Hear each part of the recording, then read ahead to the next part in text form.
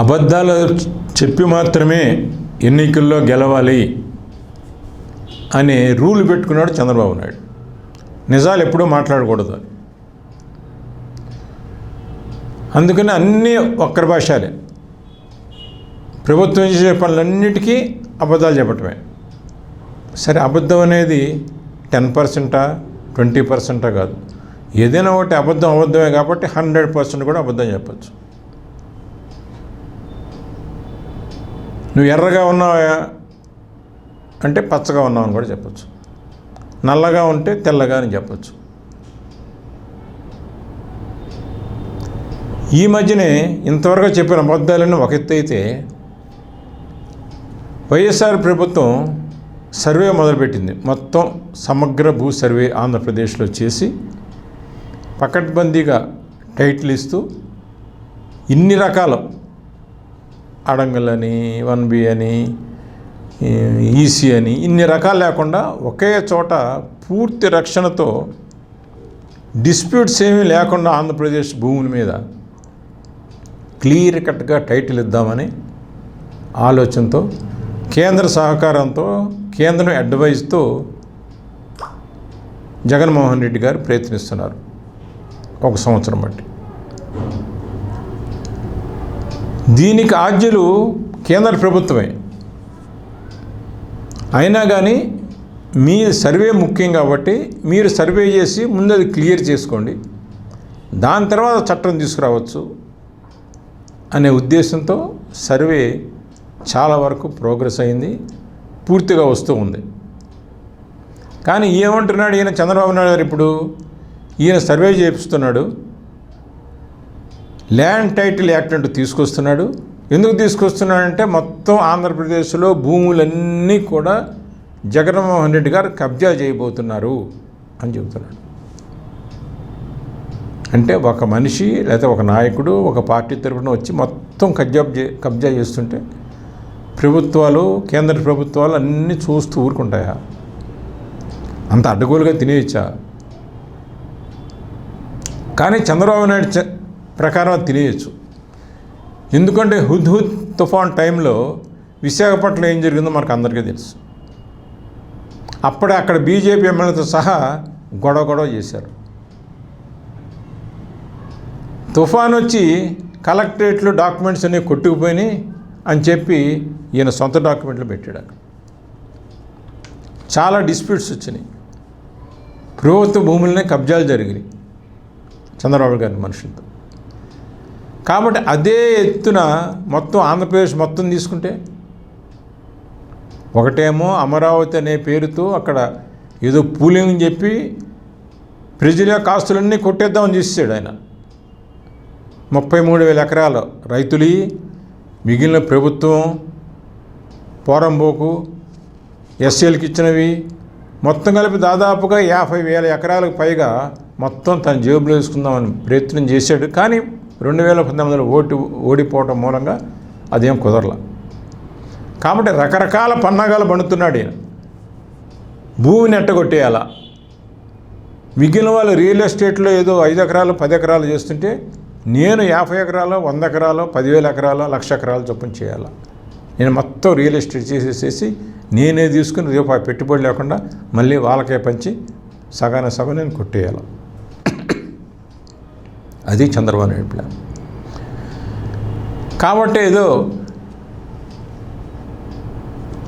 పచ్చోడికి jaundice వచ్చినాడికి మొత్తం లోకమంతా పచ్చగా అని అంటారు, పచ్చ కామెర్లు వచ్చినాడికి లోకమంతా పచ్చగా అన్నట్టు. కాబట్టి ఈయనేదో కొంచెం సరిదిద్దామని చూస్తే జగన్మోహన్ రెడ్డి గారు ఈయనకి ఆయన మొత్తం ల్యాండ్ తినేస్తున్నాడు అని చెబుతున్నాడు. ఎట్ట తినేస్తాడయ్యా? ఈయన చెబుతాడు రేపు పొద్దున ఎట్ట తినేయాలి. కాబట్టి ఏది మంచి చేయబోయిన రైతులకి, ప్రజలకి దీని మూలంగా ఏమవుతుందని చెబుతున్నాడు జగన్మోహన్ రెడ్డి గారు. అసలు కోర్టుకి కేసులకి వెళ్ళాల్సిన పనే లేదు. మీది పర్ఫెక్ట్గా 100% మీ కంట్రోల్లో ఉంటుంది. ఆ టైటిల్ మీ పేరుని ఉంటుంది. మీరు 10 చోట్ల తిరిగే పనే లేదు.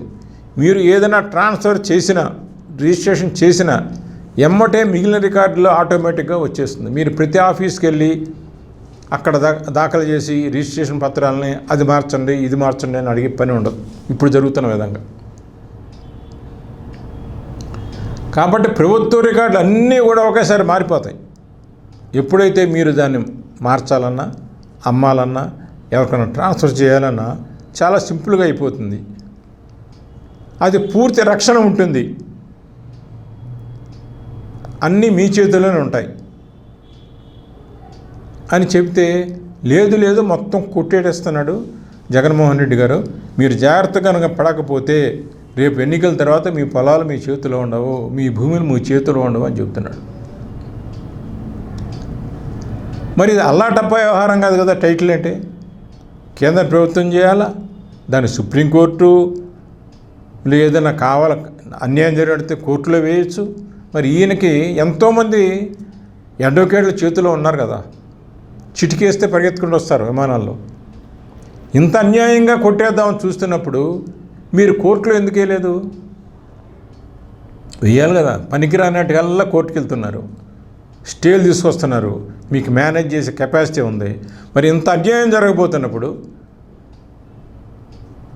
జగన్మోహన్ రెడ్డి అన్నీ కొట్టేయాలని చూస్తున్నప్పుడు మీకు అంత ఖండితంగా చెప్పగలిగితే మీరు అమ్మటే కోర్టులో వచ్చి స్టే తీసుకురావచ్చు కదా. దీని మీద కోర్టులో తీసుకెళ్తే నవ్వుతారు అందరూ. అక్కడ చెప్పడానికి ఏమీ లేదు. బయట పబ్లిక్ మీటింగ్లో ఏదైనా అరవచ్చు, ప్రెస్ మీట్లో ఏదైనా చెప్పచ్చు, ఎన్ని అబద్ధాలు ఆడినా పర్వాలేదు. ఇది ఎలక్షన్ క్యాంపెయినింగ్ వరకే. కాబట్టి ఏదో విధంగా ఈయన దోషి జగన్మోహన్ రెడ్డి, ఈయన అన్నీ కొట్టేస్తున్నాడు, దొంగ అని నిరూపిద్దామనే తాపత్రయం తప్పితే మీరు తీసుకున్న సబ్జెక్టులో ఎక్కడైనా తప్పుందా? ఎందుకు డిబేట్ పెట్టట్లేదు? మీరు మీ వాళ్ళనే పెట్టుకుని ఎందుకు డిబేట్ పెడుతున్నారు? పెద్ద పెద్ద లాయర్లను పెట్టచ్చు, కోర్టులో వేయచ్చు, ఎందుకు చేయట్లేదు? అక్కడ జగన్మోహన్ రెడ్డి గారు చేస్తుంది 100కి 100 రూపాయలు సరైన పద్ధతి. కాబట్టి అదే కనుక వస్తే ఈ ల్యాండ్ మీద బతికే చాలామంది అడ్వకేట్లకి, ఈ ల్యాండ్ డిస్ప్యూట్స్ మీద బతికి చాలామంది అడ్వకేట్స్కి ఆదాయం ఉండదు. కోర్టులో ఉండే కేసుల్లో 60% కేసులు అన్నీ విత్డ్రా అయిపోతాయి, వాళ్ళు పెండింగ్ ఉండదు. అదొకటే కాదు, మన అజయ్ కల్లాం గారు కూడా చెప్పారు, అసలు చాలామంది క్రిమినల్ కేసులు కూడా కోర్టులో వస్తున్నాయంటే అది ల్యాండ్ డిస్ప్యూట్ వల్లనే. కొట్టుకుంటున్నారు, మర్డర్లు జరుగుతున్నాయి, గొడవ పడుతున్నారు. కాబట్టి ఇవన్నీ కూడా ల్యాండ్ డిస్ప్యూట్స్ మూలంగానే. ఎప్పుడైతే ల్యాండ్ డిస్ప్యూట్స్కి ఒక ఫుల్ స్టాప్ పెట్టగలిగిందో ప్రభుత్వం,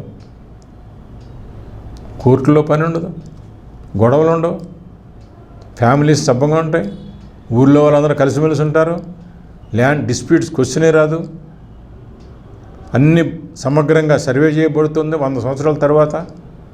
ఇంత మంచి పని చేస్తున్నా కానీ జగన్మోహన్ రెడ్డి గారిని దుమ్మెత్తిపోయటానికి ఆయన ఏం చేసినా ఈ 4 రోజులు ఎన్ని అబద్ధాలు చెప్తే ఏమి, మనం ఏదో విధంగా 4 ఓట్లు వస్తాయనే తాపత్రయం తప్పితే చంద్రబాబు నాయుడు గారికి మనం నిజం మాట్లాడదామా, ప్రజలకు ఏమన్నా మంచి చేద్దామా, సేవ చేద్దామా, ఒకవేళ ఆయన ఏమన్నా తప్పు చేస్తుంటే మనకి ప్రాపర్ ఫారంలో ఎదుర్కొని దాన్ని కాదని ప్రూవ్ చేద్దామా అని లేదు.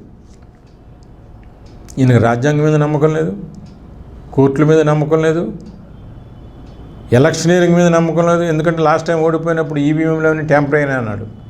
కాబట్టి దేని మీద నమ్మకం లేదు. ఆయనంతా సంపద దోచేసుకుని ఆయన ముఖ్యమంత్రి అయితే ఆయన అప్పుడు నమ్మాలి. కాబట్టి ఇటువంటిది ప్రజలందరూ గ్రహిస్తున్నారు. ఇంతకుముందు ఎన్ని అబద్ధాలు చెప్పావు, ప్రజలకు వైసీపీ ప్రభుత్వం భూములు ఇల్లు ఇచ్చింది తప్పితే ఎప్పుడు తీసుకోవాలా. ఇది చరిత్ర గత 5 సంవత్సరాల్లో. కాబట్టి నువ్వు కొత్తగా వచ్చి భూములు కొట్టేస్తాడు జగన్మోహన్ రెడ్డి అంటే నమ్మటానికి ప్రజలు రెడీగా లేరు. కాబట్టి ఇది కూడా ఫ్లాప్ సినిమా అవబోతుంది. ఎన్ని చెప్పి ఇంతకుముందు అన్నీ ఎట్లా ఫ్లాప్ అయినాయో, ఇంతకుముందు ఎంపీటీసీ జెడ్పీటీసీ లోకల్ బాడీస్ ఎన్నికలు ఏ విధంగా ఓడిపోయాడో ఆ విధంగానే ఈసారి మే 13 జరిగే ఎన్నికల్లో కూడా పూర్తిగా ఓడిపోబోతున్నాడు ఈయన. ఎన్ని వేషాలు వేసినా, ఎన్ని అబద్ధాలు చెప్పినా ఇవన్నీ ప్రజలకు అర్థమైంది. కాబట్టి నీ క్యారెక్టర్ అంటే ఏమిటో ఈసారి ఓడిపోవడం మాత్రం గ్యారంటీ. ఎవరెవరన్నా పట్టుకొచ్చి ఎన్ఆర్ఐ ఫండ్స్ అని చెప్తూ 3,000 కోట్ల దాకా వచ్చినాయంట. సరే, సత్యనారాయణకి వచ్చిందే కట్నం అన్నట్టు అవి మాత్రమే చంద్రబాబు నాయుడు గారికి మిగలబోతున్నాయి. నమస్కారం.